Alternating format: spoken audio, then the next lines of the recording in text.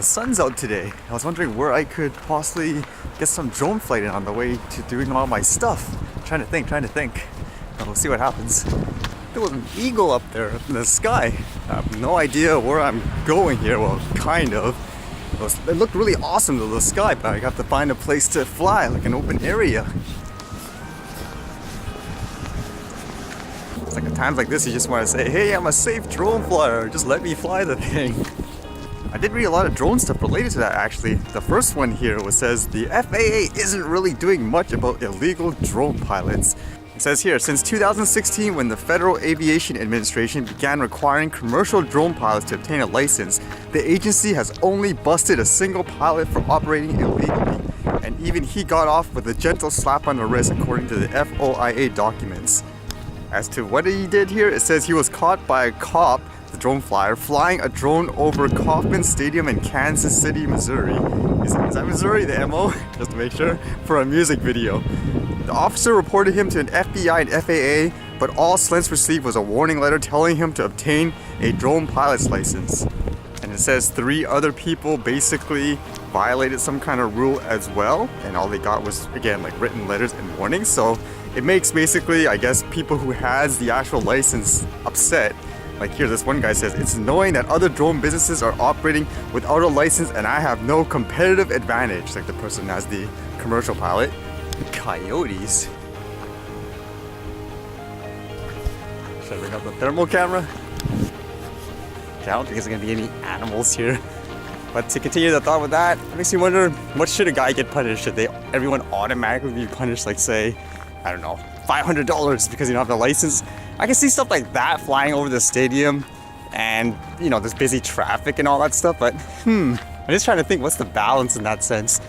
Because even when I think about it in most other types of videos, type of industries, like say, like filming just in general, you don't usually need a license to do very simple stuff. And I'm talking about very simple stuff, not like doing an actual movie, you having to book out the roads, that's different. Because it reminds me of that other story. You guys remember that one where the people were looking for a missing body, like here in Canada, and the guy hired a teenager? Like technically, you could argue it's kind of the same situation. Like what advantage does the commercial guy have? But where do you draw the line, I guess you can say?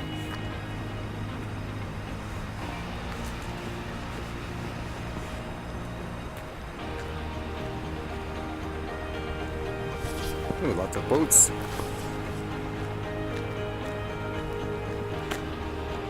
Just gotta find a place here, I guess, and it's getting pretty steep going up.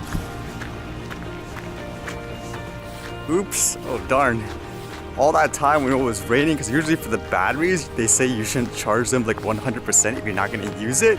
So I charged one battery only, my spare ones, and then the one on the actual map, I forgot to charge that one, so didn't have enough batteries. But I still have some left right now, but I tried to get some shots. I think I got some interesting ones actually. I couldn't really get some good ones of the water because I didn't have time to play with the filter. I'm finding one of the challenges now when trying to shoot stuff, which I haven't really found the best solution for, are those lens flares. They're really annoying. Even though you have the perfect shot, you have that little flare there, darn it! You're trying to change the angle and stuff like that. But speaking of more, I guess, drone flying, recreational, stopping people from flying, this was kind of interesting. This was by DJI here, and apparently they deactivated all their drones specifically around the Olympic areas, like in the South Korea. It says here, DJI deploys no-fly zones for its drones at sports arenas in South Korea. And with the angle they're going with, it says temporary flight restrictions will enhance safety and security measures. DJI, the world's leading manufacturer of civilian drones and aerial imaging technology, has updated software in its drones to include temporary no-fly zones around venues for upcoming international athletic competitions in South Korea. The decision to implement temporary flight restrictions in the area and other Korean cities is intended to increase safety and security measures and will be in effect for the duration of the competitive events in February 2018.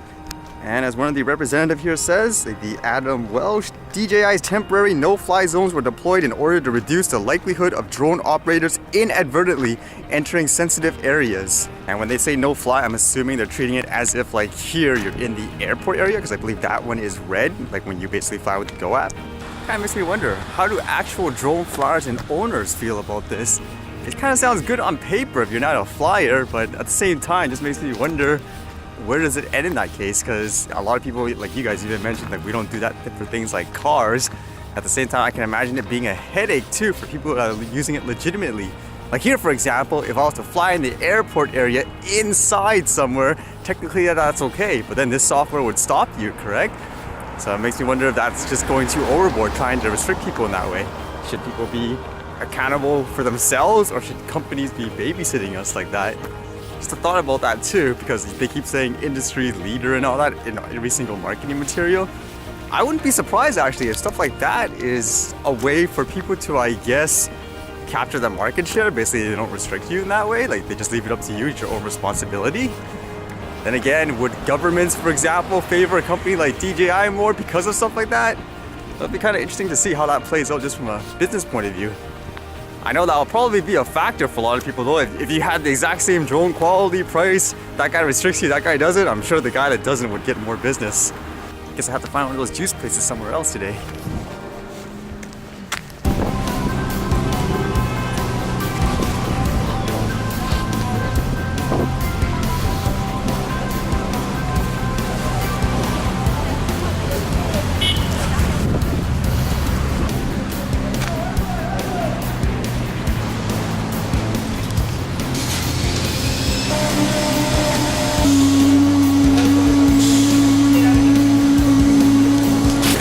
It actually took quite a bit of time. I guess I'm trying this one called the PV protein today. It has peanut butter and stuff like that. I was wondering, how does that work?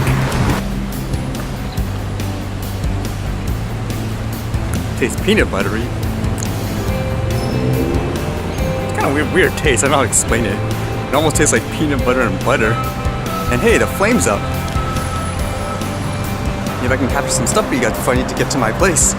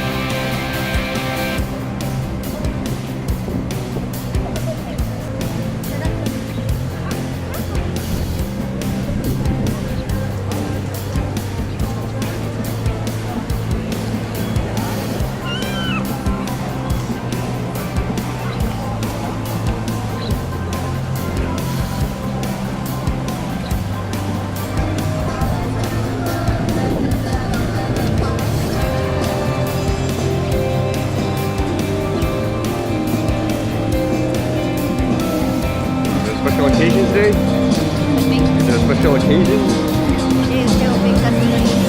Oh, it's the Olympics. Okay, yeah.